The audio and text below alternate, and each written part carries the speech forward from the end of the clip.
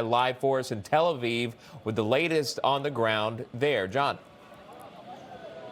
Yeah, well, Sean and Edie, I'm in central Tel Aviv, and behind me is the result of an Iranian ballistic missile strike and what is believed to be a new type of cluster munition that the Iranians are now using. To this point, as I've been reporting extensively, Iran has loaded up these warheads with cluster bombs, really 4 kilograms, so 8.8-pound cluster bombs that are loaded into these warheads and then basically deployed before the Iranian missile is intercepted. We saw the result of that, the deadly result last week with several fatalities here in Israel, also in the West Bank. Well, now it's believed they're using a larger type of munition, a 100-kilogram type cluster bomb. There's few of them that are being loaded into these warheads, and now they're striking Israel. I'm going to step out of the way, and Alon, as much as you could show me, basically, one of these cluster warheads landed in the middle of the street here in this residential neighborhood. They've dug up essentially the crater where it landed, blowing out the whole front of the adjacent building and also some of the neighboring buildings as well, and even the windows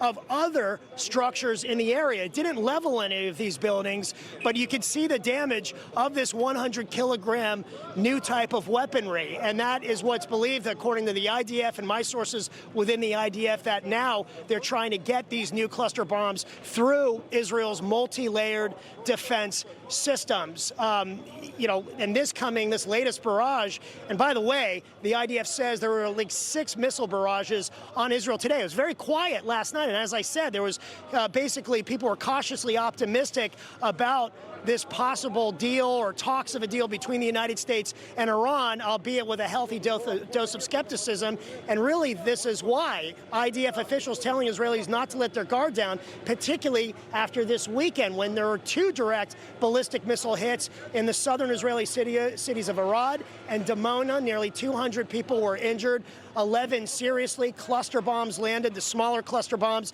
in Tel Aviv on Sunday, in Ashkelon, a southern city south of Tel Aviv, on Monday.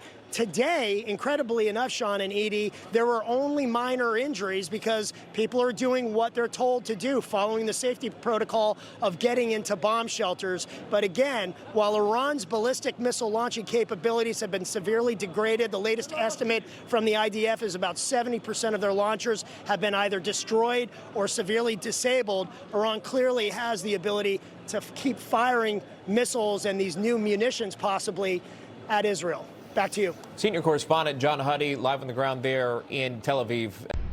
I'm Sean Kreisman. For stories and content just like this, check out National Report weekdays 9 to noon, only on Newsmax.